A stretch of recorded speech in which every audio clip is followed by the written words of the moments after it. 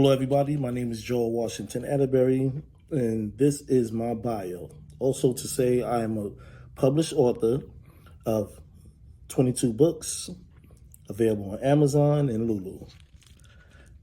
And this is my story. Joel Atterberry, named after my father and grandfather, born and raised in what was considered the Mecca for Black people in its heyday, Harlem, USA. A town with such reverence and presence in Black people's psyche, a rich history that is hard to deny. Just off namesake alone, it invokes many cultural icons from yesteryear. The style, the fashion that still influences the world today. The brightest, most talented, exceptional people amongst us gravitated Harlem at one point or another. The scene itself is poetry in motion. A poet, lyricist, and author, my attraction and love affair for words started in my youth. But unbeknownst to me, my appreciation for it would soon turn into my gift and most prized possession, as well as my salvation. In the early stages, my love for music had me penning raps. In every lesson and experience that life has handed down to me, I've been able to translate them to words as a hobby, whether as poems or raps. The rigors and challenges of life naturally took away from my gifts as I toiled through my days, going through my go-throughs and everything that come with love and life as we try to navigate our surroundings and make sure that they make sense. You know what I'm saying? Like, as I got older with maturity, my perspective and perception of things became stronger. I was more conscious and aware and in tune with more people. I was able to reach people on a deeper level, something I noticed while maintaining a currently active 20-plus career in the healthcare industry.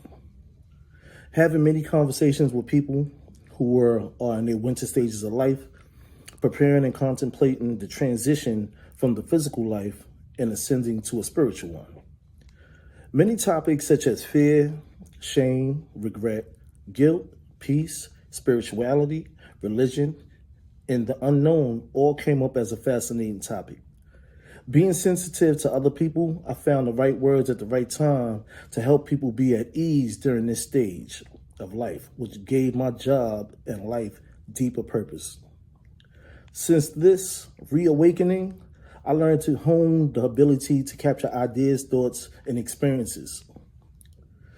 Whether mine or someone else's in words, the right words at the right time to help people be at ease. Truly a gift from the Most High, a blessing that allowed me to start jotting the words down in creative form. Words that affect people, impact people. The help opens minds and hearts. This turns into a daily habit and practice. In 2017, after realizing that I could do more with my gift, I started my literary journey into being a self-published author. And since then have released 22 books of poetry. You know, as of this date, writing is my ministry. It gives me purpose. It gives me life and helps me to reach and uplift others through words, especially through this pandemic. It's been therapy for my soul. It's been a blessing to find and know your purpose in life. Nothing has proven this more to me than the power of words. And also I host poetry shows, the Poetry Corner on the Let's Talk Network with the producer Q Ford, and also on the Epiphany, I host King and Queen's Quarters under the guidance and structure of Larry Maddox, for real the poet. So I'd like to thank everyone who has been in my life, coming into my life, been a part of my life, to help keep me going. And each one teach one, and I'm glad to be here. Thank you.